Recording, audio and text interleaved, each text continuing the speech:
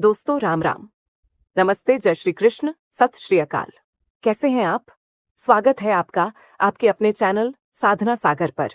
मैं सोनम हाजिर हूं आपके लिए एक नया ज्ञानवर्धक प्रसंग लेकर।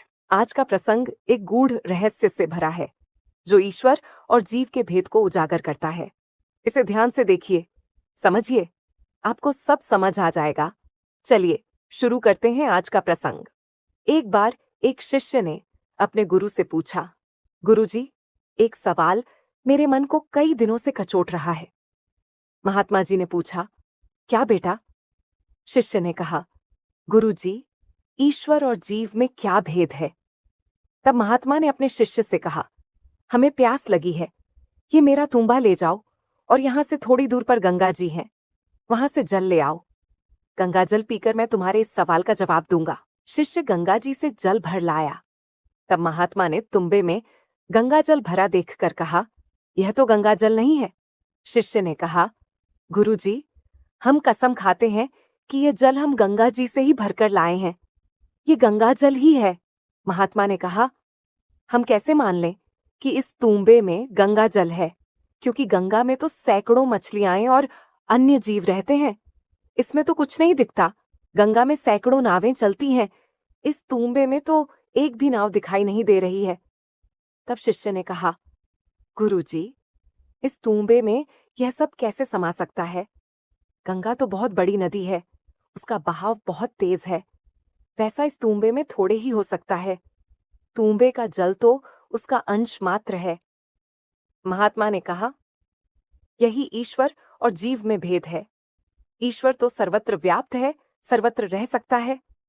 जीव तो एक छोटा सा अंश है ईश्वर का, अतः उसमें यह शक्ति नहीं है कि वह सर्वत्र व्याप्त रह सके।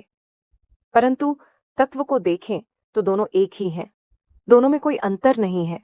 जो ईश्वर है वही जीव भी है। ये बात सुनकर शिष्य शांत हो गया, उसकी समस्या का समाधान हो गया। लेकिन शिष्य ने फिर एक और प्रश्न किया, गुरुजी, ज्ञानी पुरुषों की दृष्टि में आत्मा सबके शरीर में एक ही है, वह शुद्ध है, निर्दोष है, तब सबके साथ एक सा व्यवहार क्यों नहीं होता? महात्मा ने उत्तर दिया, ज्ञानी दो प्रकार के होते हैं। एक तो जीवन मुक्त कहे जाते हैं, जिनको अपने शरीर की भी खबर नहीं रहती।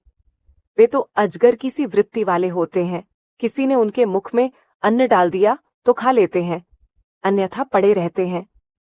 उनको सब बराबर लगता है, भूख प्यास और भरा पेट दोनों में कोई अंतर नहीं दिखता। वे आत्मानंद में डूबे रहते हैं, उन्हें शूद्र ब्राह्मण सब एक समान दिखते हैं, वे कोई भेद नहीं मानते। और दूसरे चतुर्थी भूमिका वाले आचार्य कहे जाते हैं। जो आचार्य कोटि के ज्ञानी हैं, वे सब जीवों में एक ही आत्मा को देखते हैं, इसीलिए वे किसी से राग या द्वेष नहीं रखते। परंतु वे सबके साथ एक सा व्यवहार करने वाले नहीं होते, क्योंकि समवर्ती होना ज्ञानी होने का लक्षण नहीं है।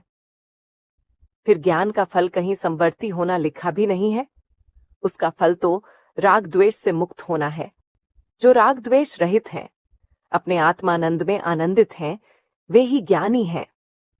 ज्ञानी और अज्ञानी में इतना ही फर्क है कि ज्ञानी में राग द्वेष नहीं होता और अज्ञानी में होता है। आज का प्रसंग गीता प्रेस गोरखपुर के प्रकाशन बोध कथा अंक से संकलित है। सनातन के प्रसार प्रचार में गीता प्रेस गोरखपुर का बहुमूल्य योगदान है।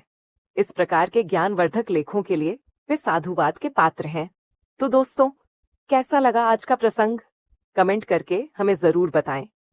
यदि आप इस चैनल पर पहली बार आए हैं तो कृपया इसे सब्सक्राइब करें, इसे लाइक करें और अपने प्रियजनों के साथ शेयर करें।